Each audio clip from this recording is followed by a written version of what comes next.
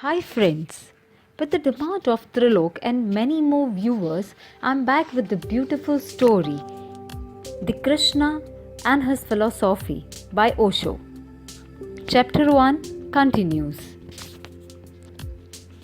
For the first time in his long history, man has attempted a great and bold experiment through Krishna. For the first time through Krishna, man has tested fully his own strength and intelligence. It has been tested and found that man can remain like a lotus in water, untouched, unattached, while living in the throes of relationship. It has been discovered that man can hold to his love and compassion even on the battlefield. That he can continue to love with his whole being while wielding a sword in his hand. It is this paradox that makes Krishna difficult to understand. Therefore, people who loved him and worshipped him have done so by dividing him into parts, and they have worshipped his different fragments, those of their liking. No one has accepted and worshipped the whole of Krishna. No one has embraced him in his entirety. Poet Surdas sings superb hymn of praise to this Krishna of his childhood. Bal Krishna. Surdas Krishna never grows up because there is a danger with the grown-up Krishna which Surdas cannot take. There is not much trouble with a boy Krishna flirting with a young woman of his village, but it will be too much if a grown-up Krishna does the same. Then it will be difficult to understand him. After all, we can understand something on our own plane or our own level.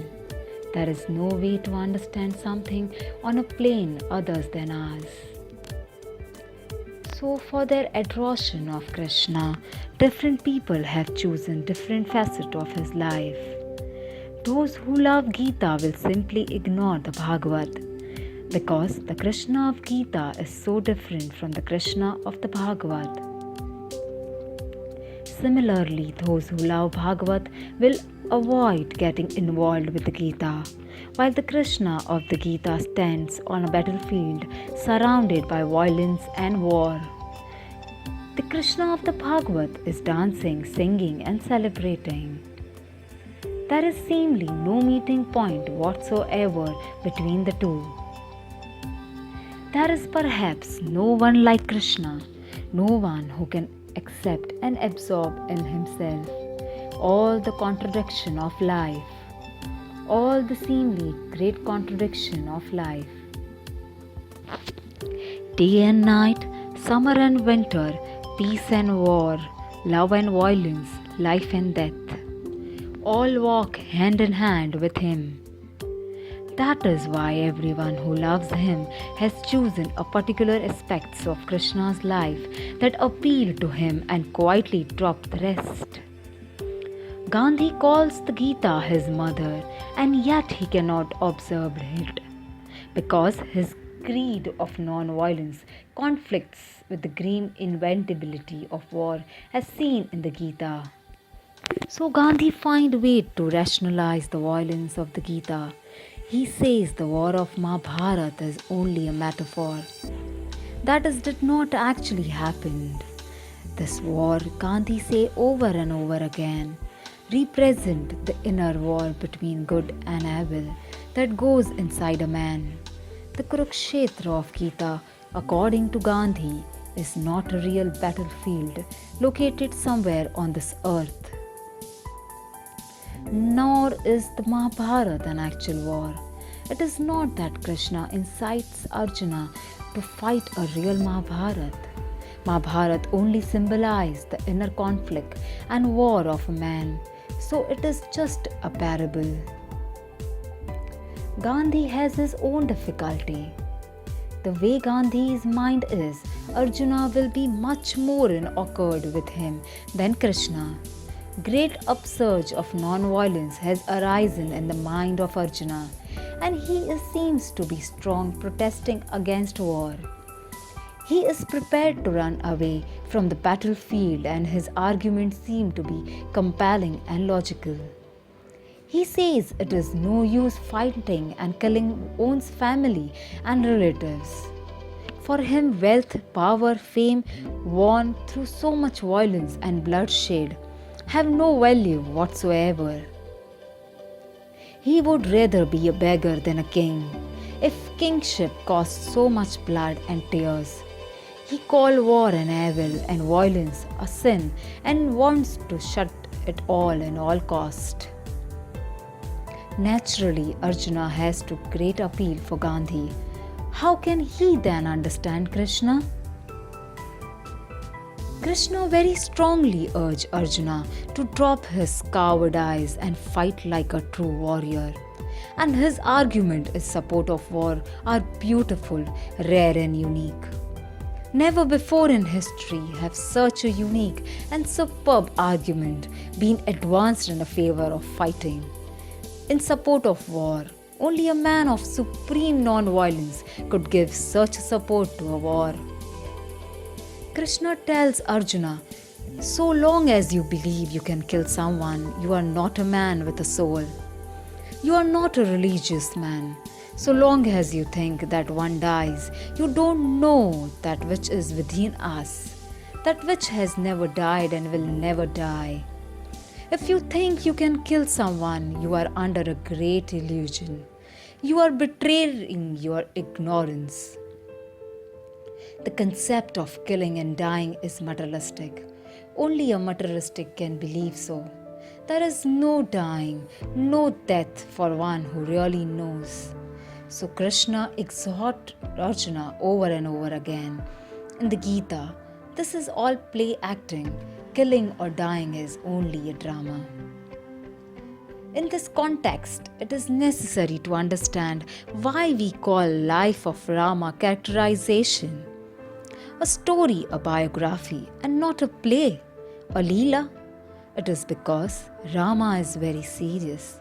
But we describe the life of Krishna as his leela, his play acting, because Krishna is not serious at all. Rama is bounded, he is limited. He is bound, limited by his idol and principles. Scriptures call him the greatest idealistic. He is circumscribed by the rules of conduct and character. He will never step out of his limits. He will sacrifice everything for his principle, for his character. Krishna life, on the other hand, accepts no limitation. It is not bound by rules of conduct. It is unlimited and vast. Krishna is free, limitlessly free. There is no ground he cannot tread, no point where his steps can fear and falter, no limits he cannot trust. And this freedom, this vastness of Krishna steam from his experience of self-knowledge. It is ultimate fruit of his enlightenment. For this reason, the question of violence has become meaningless in Krishna's life. Now violence is just not possible, and where violence is meaningless, non-violence loses its relevance too. Non-violence has meaning only in relation to violence. The moment you accept that violence is possible, non-violence becomes relevant at once. In fact, both violence and non-violence are two sides of same coin. And it is materialistic coin. It is materialistic to think that one is violent or non-violent. He is materialistic who believe he can kill someone, and he too is materialistic who think he is not going to kill anyone. One thing is common to them, they believe someone can be really killed. Spirituality rejects both violence and non-violence. It accepts the immorality of the soul, and such spirituality turns even war into play. Spirituality or religion accepts and unreserved accepts all the dimension of life. It accepts sex and attachment together, relationship and indulgence, love and devotion, yoga and meditation, and everything there is to life. And the possibility of understanding and acceptance of this philosophy of totality is growing every day, because now we have come to know a few truths we never knew in the past. Krishna, however, has undoubtedly known them. For instance, we know that the body and soul are not separate, that they are two poles of the same phenomenon. The visible part of the soul is known as the body, and the visible part of the body is called the soul. God and the world are not two separate entities. There is absolutely no conflict between God and nature. Nature is the visible, the gross aspect of God, and God is the invisible, the subtle aspect of nature. There is no such point in the cosmos where nature ends and the God begins. It is nature itself that through a subtle process of its dissolutions turns into God, and it is God Himself who through a subtle process of His magnifications turns into nature. Nature magnifies God, and God is unmanifest nature. And that is what Advaita means, and what the principle of one without the other means.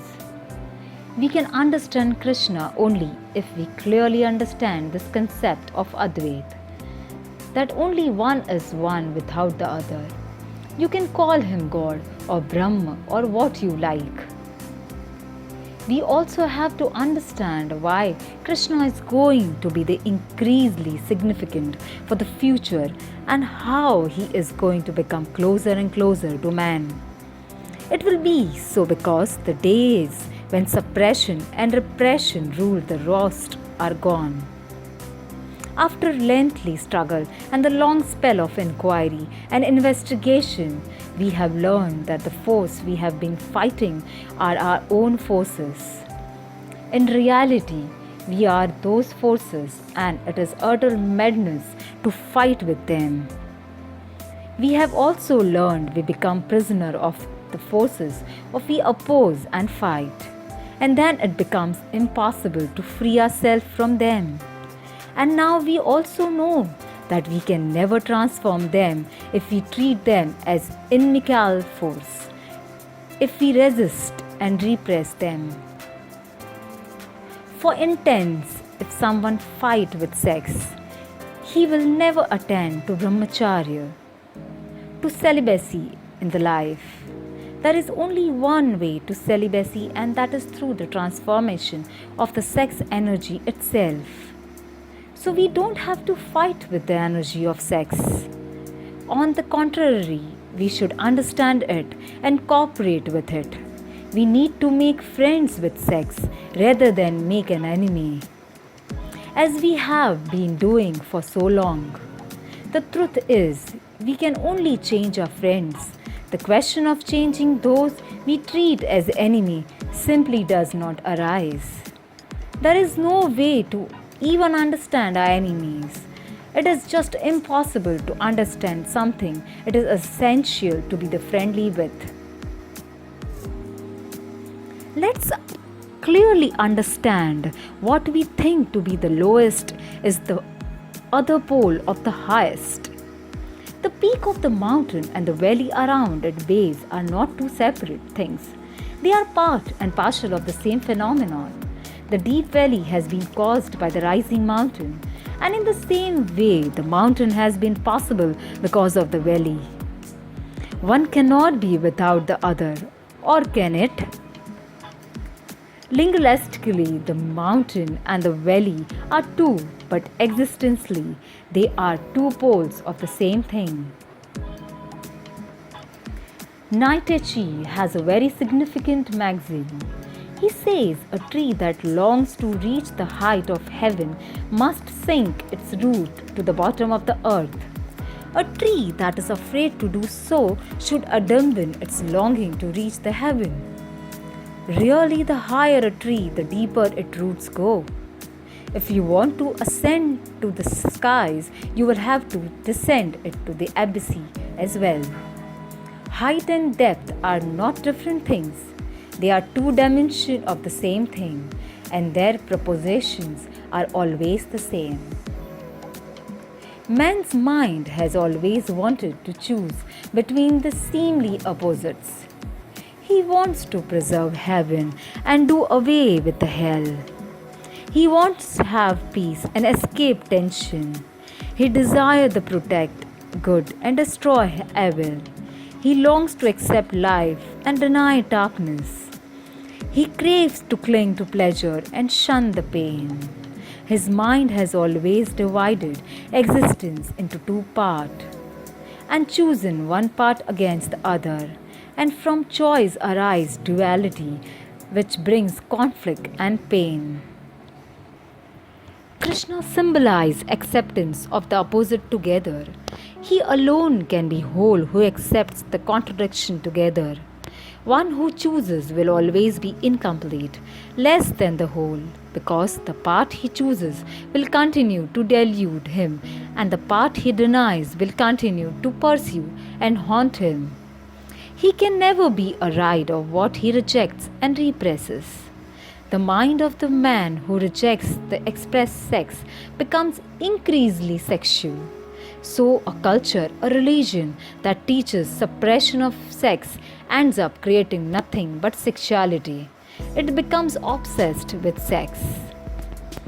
But to now, we have stubbornly denied the Krishna who accepts sex. We accept him only in fragments. But now it will be quite possible to accept him totally, because we are beginning to understand that it is the energy of sex itself that is transformed into the highest kind of celibacy. They did not come into the being for the sake of new friends meeting or for a man and woman belonging to two distinct towns to marry. The fact is, they came into the being for the encounter of two enemies for the purpose of war. Thank you, friends, for listening this beautiful story, Krishna, the man and his philosophy. See you at next narration. Do like and share.